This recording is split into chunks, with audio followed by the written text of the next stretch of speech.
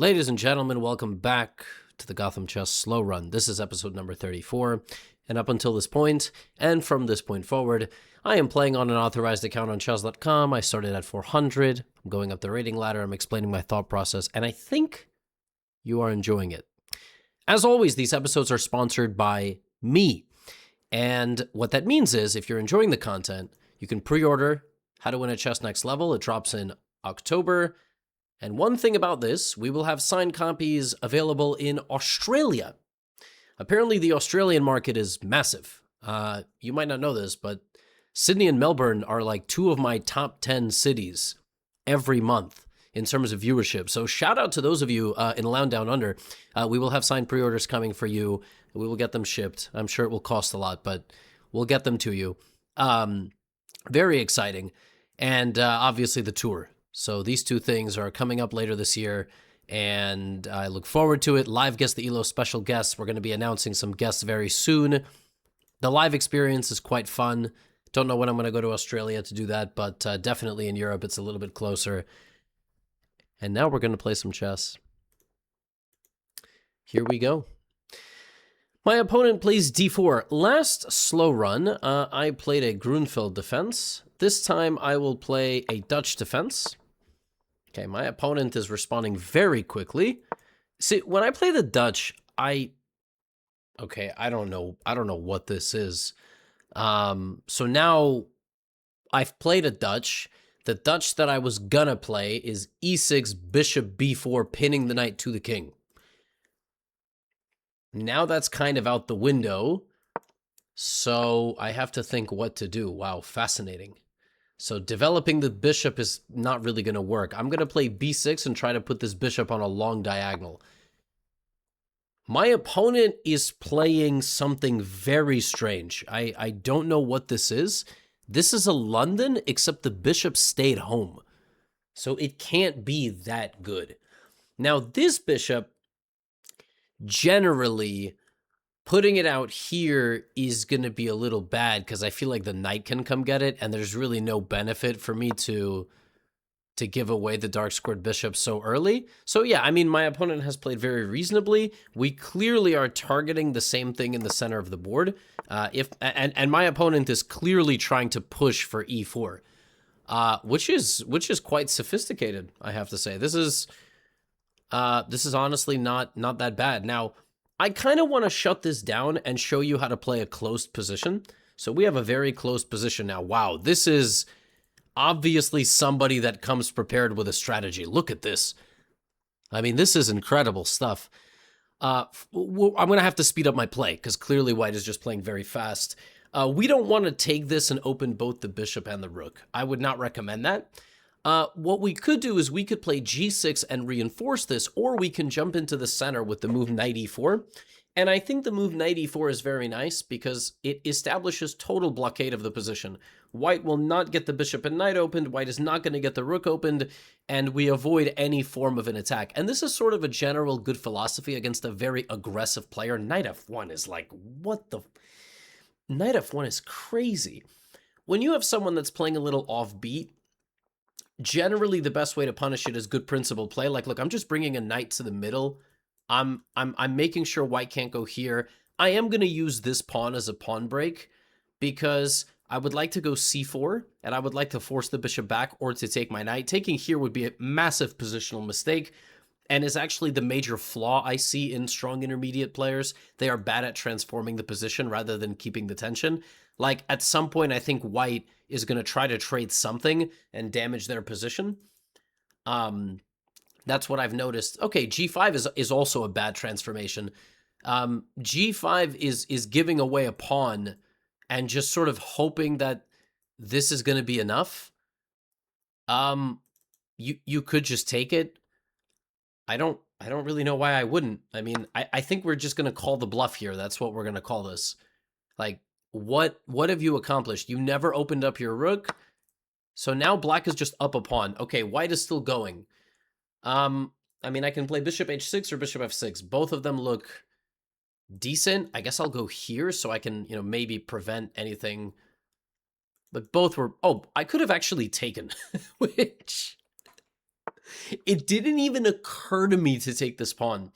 And honestly, taking it might have been the top move of the computer because I'm defending myself. Wow, I was not even like, that didn't even cross my mind. I'm because again, I'm trying to follow a bit of a framework. So look, I've played the move c5, right? And now rook c8 is good. I can take, but I would only take if this was guaranteed. And it doesn't look like that's guaranteed because my opponent can do this. So maybe I'm going to push. And now as I push my opponent back, I'm going to start my own pawn storm. So white is going for something, and I'm going for something. And we're going to see we're going to see who's going to win here. I feel like I've done a nice job blocking my opponent's position. Rook is there, knight can come to h5, but there's no threat. Now I can't, I mean, I actually, maybe I can go b4 immediately. Of course I would lose a pawn. This might, and we will analyze this afterward. I don't think this is the best move. But sometimes when you just push a pawn like this, even though you would be losing material, it's a good investment.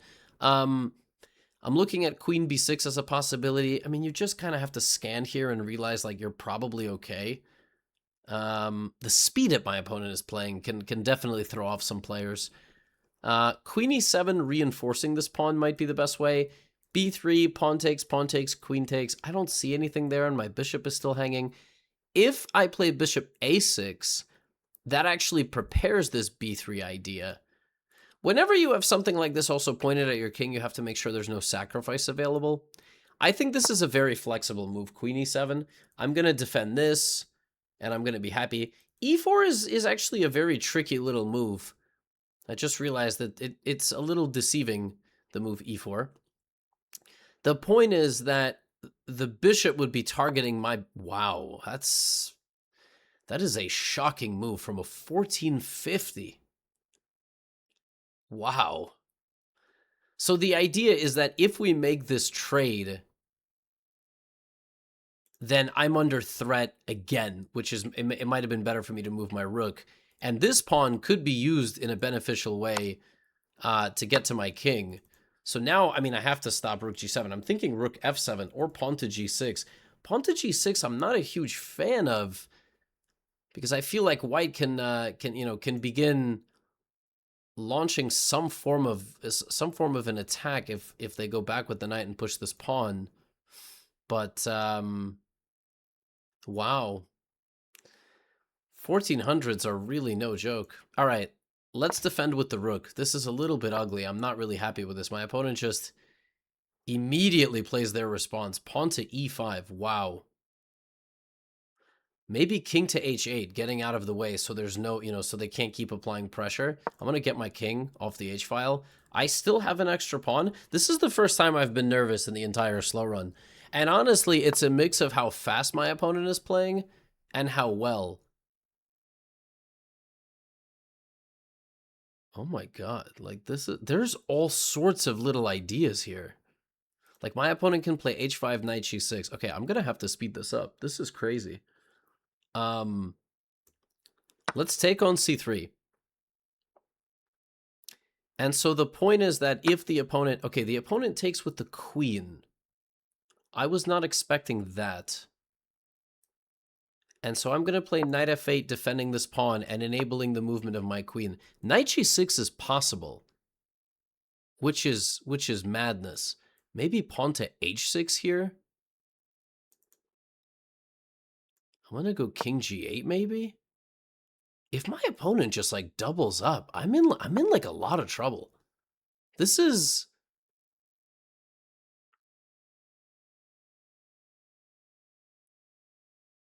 Wow. I'm kind of bewildered right now. I'm a little stunned. Okay, let's just keep moving. Bishop c8. I'm gonna go triple up my defenses. What? What? Um, h6, g6. Right? So I shouldn't lose just yet. h6, g6, there might be some bishop h5 idea. And then sack the knight and go for like a checkmate. Knight back to h3 to go here? Is that the idea? Okay, what if I play h6? I mean, I just have to straight up play faster, but this is... I'm being outplayed by 1400? I mean, I was expecting to lose in the slow run to like a 2000 at some point, but this is not what I was expecting. Okay, so the idea is to play queen takes h6. I mean, I just have to play fast. So this is going to be an exercise in defense and nerves. Defense and nerves. We're going to defend against the 7th rank invasion. And maybe at some point we're going to launch our own little counterattack. But I am stunned at what is happening. I am stunned. Bishop to D. What does that move even do? Okay. Now it's my turn. And I am not taking too kindly to being attacked like this. Notice I'm trying to stay calm. I've stopped talking as much. Knight f4. Okay, just don't blunder anything here with the knight. Now, we are looking at queen b4 here. Queen b4, this has to be good for me because now white is going to have to trade the queen. With no queen, I'm pretty confident I'm going to win. In fact, I don't even have to take the queen. I can go reinforce with my other rook and just like barrel down this side of the board. The strength of my opponent really faded in the last few moves. Look, I'm going to come over here with my rook. I'm not even taking, I'm threatening to take the pawn. I'm threatening to just go here. And, okay, but I can just take that and then start eating this. So I've broken through. A successful attack in chess doesn't have to end in checkmate. It can just end in winning material. And so here I've won. Okay, we're going to obviously immediately get that off the board. Let's just make sure we don't get checkmated somehow. a4 is there. I want to go eat this pawn, but this pawn is really causing me some problems. What if I just like walk my king? Let's activate the bishop. Let's get the bishop off the back rank. So I have 2 pawns up. I'm threatening a4. We win this by simplifying, or we win this by going for the king. So I'm going to move my rook to the open file here. Okay, this is a clean thing. This is not... Oh, and that's going to be... This is nice. I immediately get... Oh, it's not over. There's like a...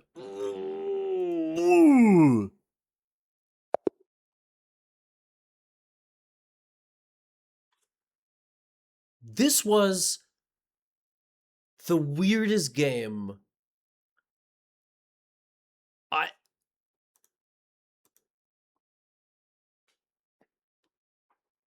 Yo, I don't know what just happened.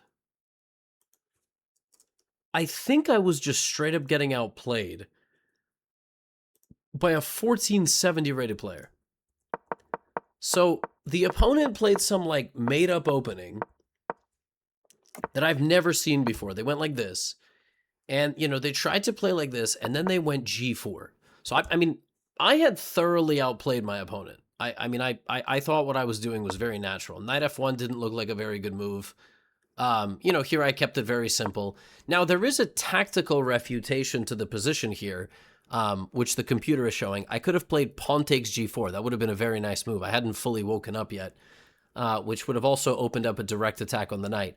But the second I didn't do that, and I, like, got to this position, I mean, my opponent just, like, bishop d2, I went here, and then, you know, they did a really nice job bringing their pieces back, and then transferred the rook over, put the knight on h5. This was really well played. And then, like, to find e4.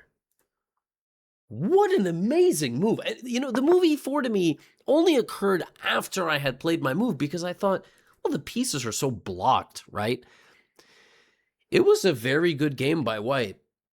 You have to give some respect to a player that kind of invents their own opening and own setup and then just sort of plays the middle game from there. In the next book, I have a chapter on pawn and another chapter on piece play. This is an excellent example of pawn play here by white. The point is that obviously the bishops see each other, but this position is a major issue for black. here the best move was to play f4 and kind of keep things closed. Which I think when the move e4 happened, I just sort of assumed I had to take and play rook f7. I got very, very passive, and I was like shockingly nervous, which was strange. But in this position, like e5 was played so fast. Like straight up the move e5 was played in 1 second, and it is the best move. It is the best move because it prevents the center from opening up. Like I can't open my bishop, I can't activate the knight, and now white is restricting me with the knight, with the rook, with the queen. Just brutal. And then knight f4 is the best move. I mean, knight f4 just played so fast, you know? Knight f4, repositioning the knight to put pressure over here, and then to play h5 and knight g6 check. You know, and I played the best move because while white's attack is coming in, you have to open up the front of attack over there. Then I went knight back to f8. Now, bishop h5 apparently. Wow, I was just straight up losing. Yeah, I got spooked here. Like, the way my opponent played just, like, really scared me.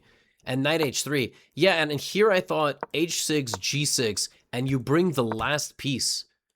And if my opponent had played h6, I mean, yeah, I don't know. That's, and then instead they went knight h3, knight g5, and from this point forward, like, they played very poorly. Bishop d1, knight repositioned, I don't know, just a peculiar game. A very peculiar game. Like, the opponent had just completely outplayed me. And yeah, I mean, just amazing.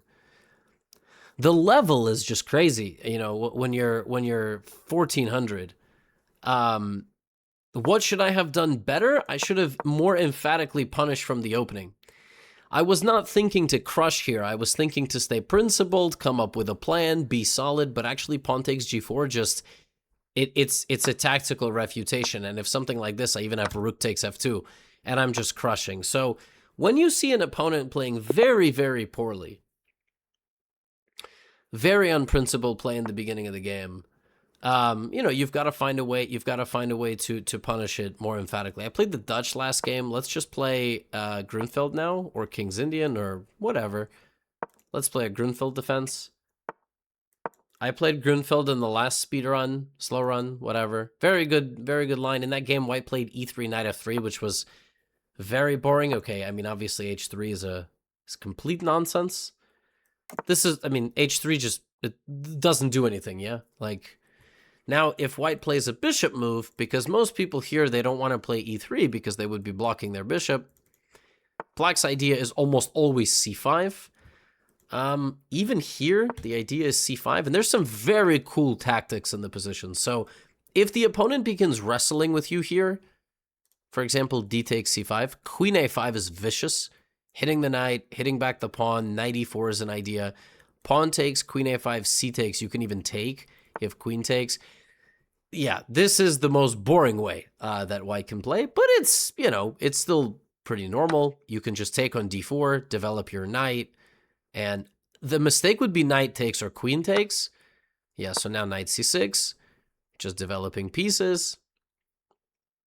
And in a lot of lines here, you will end up simplifying where white will have this isolated pawn. So you will probably trade these two pawns and white will end up with some sort of isolated pawn. You can finish your development with b6 and bishop b7. It's completely normal. Sometimes the bishop goes to g4. Can't do that now. Bishop f5 is probably also fine. I like b6, bishop b7. I mean, really, there should not be... It's maybe not the best exactly, but this is completely reasonable to put the bishop on b7. And then if this trade ever happens, which it will at some moment, white will be left with not a very good isolated pawn in the center of the board. I think I can play rook c8 still. I can continue to make improving moves. So now, you know, my rook is brought to the c-file. There's clearly some tension around this pawn. At some point, I expect we're going to trade.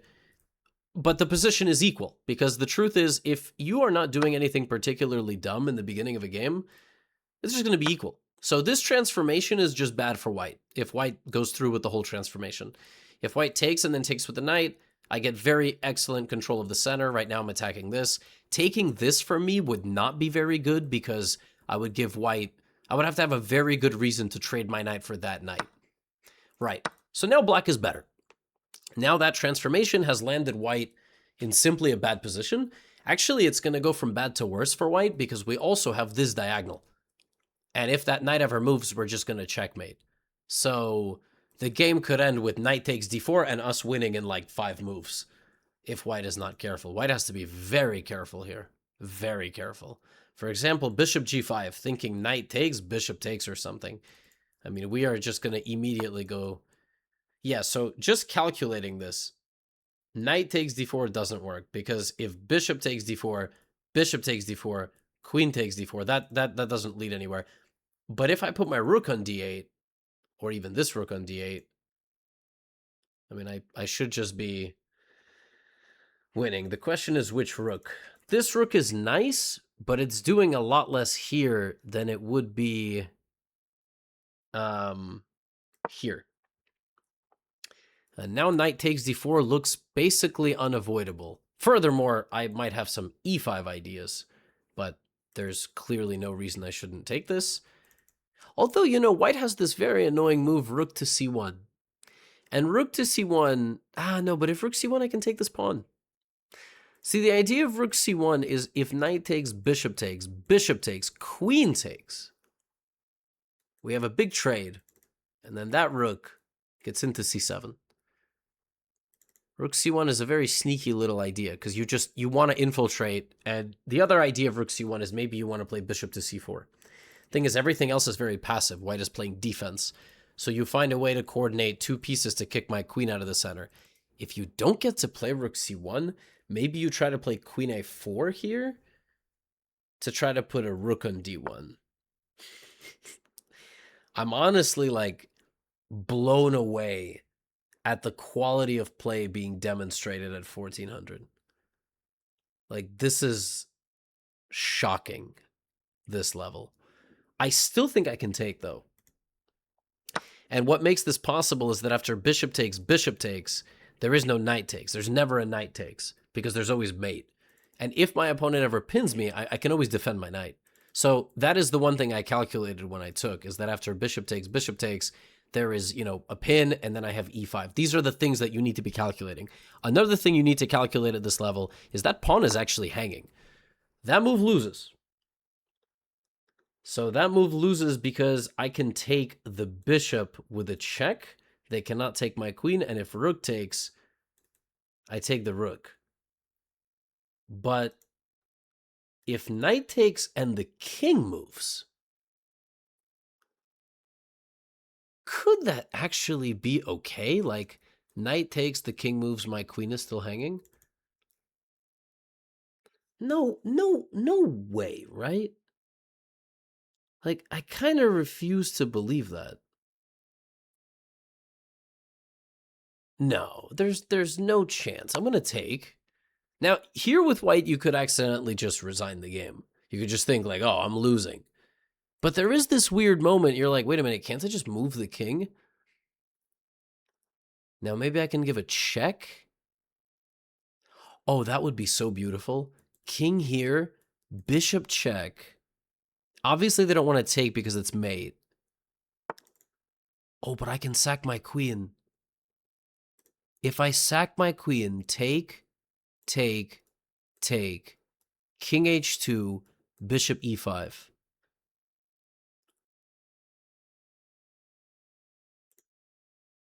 Here, king h2, bishop e5. The only move they have is bishop f4. I take, they have to give up their queen.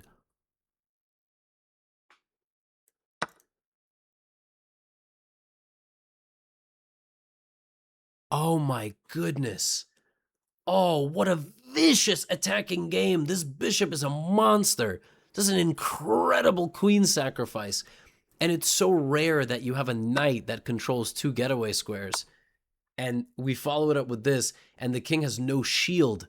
And you have to be able to calculate that, you know, your bishop and knight, stop that, getaway. This is the only legal move. Wow. That's the Grunfeld. I mean, the Grunfeld at intermediate level can be very vicious very, very quickly. It's funny because I mean, I was just saying these moves out loud and these people are actually coming up with them. Very impressive.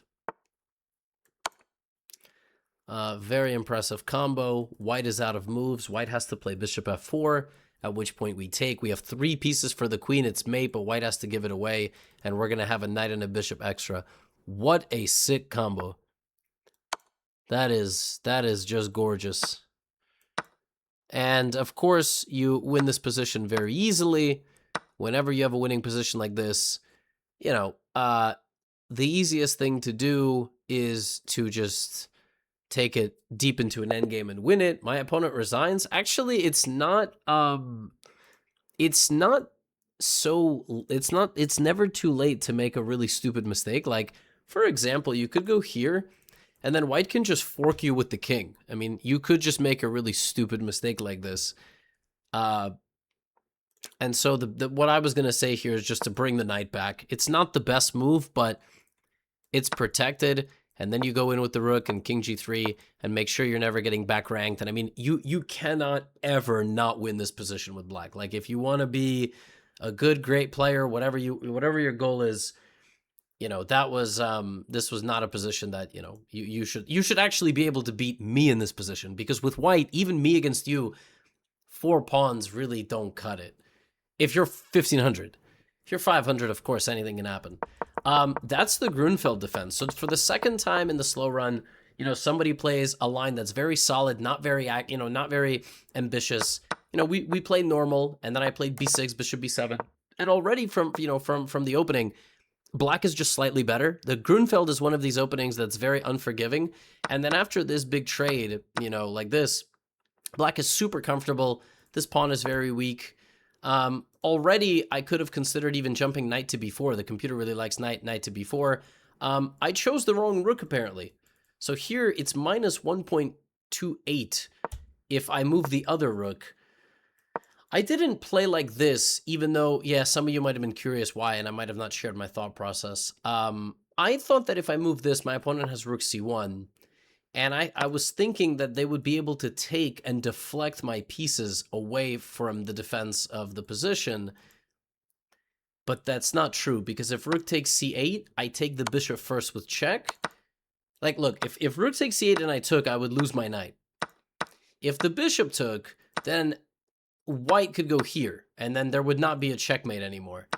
And that's what I saw, but I don't have to take the rook, I can take the bishop. And if they take here, I don't have to take the bishop, I can take the rook. So I, in this position in my mind, was like, wait, I want to move this rook off the c line because I didn't like that there would be some tricks against my rook, and I went here. Now, yeah, the best move is probably queen a4. We pick up a pawn, and I was trying to explain to you how the position changes. Now the d file is open. If the d file, you know, if something happened, like I would probably try to play e5. For example, take, rook d1. I was going to play e5. Now you have to remember a7 is hanging. But if a7 is taken, b6 and b7 are both protected, which means rook ah just wins the queen. That is something that you have to calculate for black in advance. And I was going to show you in the analysis segment that when I went here, I was very aware this pawn was hanging, and then these two things would be potentially under fire. But queen a7 never really works, because first I just can take a bishop, and second of all, I'm always going to have this diagonal. But still, practically speaking, this might have been the best move. It might have been the best move. When you go for this, it's okay. Rook d1, I was going to go e5. This position no longer works. You can't take this pawn. Obviously, what happened in the game is my opponent walked into knight takes e2, and you have to be very careful. You're not blundering a check. And after king h2, my original intention was to, like, move my queen or something. But yeah, bishop e5 check is very nice. And then if this, we have mate. And if this, we take on f3. And if the other thing, which is what happened in the game, we can sacrifice our queen, which is this is a gorgeous combo. That's really, really nice. Let's play one more game. I'm going to get a game with white. I haven't played e4 in a minute. e4, f6. Okay. Are they going to go for just two-move mate, or what's going on? King f7. Okay. When they do this, I like to just play as many pawns as I can. Knight f3. So when you have an opponent that plays like this, they've either tilted completely and they're just playing whatever, whatever comes to mind, or they're cheating. So what some people will sometimes do is, they deliberately play like this and then they cheat to get back into the game because obviously it's just losing from the opening. D5 is a nice move. It takes space. It prevents the knight from developing. This might just straight up be losing for black though. So I don't want to let them lock the position because if they lock the position, we're not going to get any of the advantages of, getting a lead in development. So I'm going to play like this. So I'm going to push the bishop back. And already I have bishop c4 check coming in. I'm going to get a direct line of attack against this king. So now the king has to walk into the middle. And I think if you have to play this position with the king in the middle of the board, it's just going to be terrible. So we're going to castle because I want my king out of the middle. And now I'm going to play knight c3, bishop f4. I'm always looking at getting the queen to h5. I think like every piece I bring into the attack now raises the advantage even higher. And when you have a position like this, and by this I mean like completely dominant, completely winning, you often have tactics that present themselves. I'm just moving out of the way. You have tactics that present themselves that wouldn't exist normally. So for example, knight to g5, like knight to g5 just looks insane. But if pawn takes queen h5, like I'm the king is going to run away. I have to be a little careful. For now, I'm just going to keep bringing pieces. So now I have another piece developed. I'm not taking anything. I'm going to bring, yeah, so there you go. I was kind of expecting this move. I can play bishop e6 and try to crawl a little closer. Obviously, I don't really mind if the knight takes, although I don't want to fully close the position. So something like a rook e1, keep making progress in the position, rook e1, bishop e6 I can play, take. I like bishop e6. Bishop e6 is a nice move. Also, I have a direct attack against the pawn on d6 now, and my opponent takes. And there's a nice trick here. If queen c8 is played, I'm going to play knight to d5. Always keep this in mind. The queen attacks the pawn, the knight counters. If the queen takes, you jump in with the knight. So the knight helps defend the pawn. This just looks completely terrible. I don't want to trade of queens, obviously. I don't want to trade of queens. I can play queen e2. I can jump in with my knight to d5. Obviously, if we trade the knight and I get a pawn defending this pawn, the game is just over. Black will lose every endgame in the world. So when you have such an advanced pawn in the opponent's territory, if you can do this, the game will be lost. Black will not survive this in the long run. It doesn't actually matter how many pieces you trade. They will have an extremely, extremely fatal spatial deficit. They also think they can castle, which they cannot, which is kind of funny. Now we can play, ooh, is it time for a tactic that normally would not present itself? Something like knight takes and then a bishop sacrifice maybe, and then queen h5, g6, queen f3, rook f8, queen, or maybe queen f, take. I'm trying to sacrifice in the center here, but honestly, I might just stay patient. I might just, play queen e2, queen b5 check is an idea. They might play a6. But if you sacrifice material too quickly, you will lose, and then you will feel very stupid. So just keep improving your position. There's the move a6. I do think I must have some sort of tactic. Rook d1. I brought every piece. And at some point, I can push everything forward. I think now is my moment. Now must be my moment. Let's take with the bishop. Why? Because having the dynamic of knight versus bishop is good for me. What? This looks like it must lose 700 different ways. And I think I have found... There's always a tactic. There is always going to be a tactic in a position that is this bad. First of all, I can just probably take, first of all. However, my opponent does want something like bishop f6. So bishop f6, right? So now I brought the rook here to push this pawn. Now they have to take me, and I have opened up the diagonal. I didn't even think of that move, but I think it just loses. You just, I mean, you just cannot play chess with 2 pawns this close to your king. It's just impossible. So I've opened up these diagonals. I've opened up, I have a check here, and then if g6, I can even bring my queen back, attacking the bishop, and then threatening queen c6. Oh, that would be so brutal. Check here, here, the rook guards the bishop, check, and it's basically mate. That's... everything wins here. Everything wins for white. G6, D7 check, everything is winning, but that is by far the most vicious. So black cannot play king f8 because of checkmate. Black has to play g6.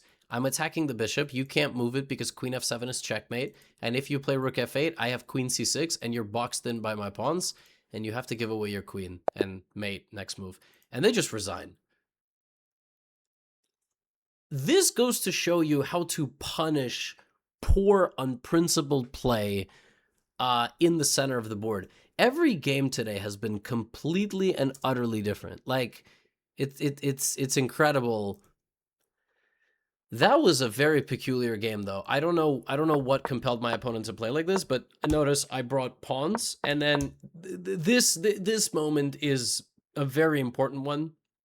Keeping the position restricting, coordinated. Another good move would have been c3, just like keeping, more space. But I wanted to restrict my opponent from developing. And again, this transformation was correct. Take, f5, so that the bishop goes back. I develop with the tempo. And I mean, I just castle. I have so many more pieces developed. I move the bishop out of the way, something like this. And bishop e6, or you can bring the bishop all the way back to b3. Had I gone rook e1, and you would have gone for knight takes, pawn takes, black would have blocked. And even here, you have a sacrifice. Even here, because if bishop e7, d6 is just winning with pressure. If king f7, you have queen h5 check, king goes to g8. You don't even have to win immediately. I mean, you could just like double your rooks and win slowly. But the most vicious is rook e8, something like queen f6, d6. They can't take with anything. If they take with the queen, rook d1 attacks the queen, rook d8. Like, this is just humiliation. That's what this is. Knight e4, knight d5. Absolute destruction on the board. Yeah, just an absolutely crushing game. I think in the next episode, I'm going to get to 1500. I hope you enjoyed. You know where to find me. You can pre-order the second book, see me for the tour, and get out of here.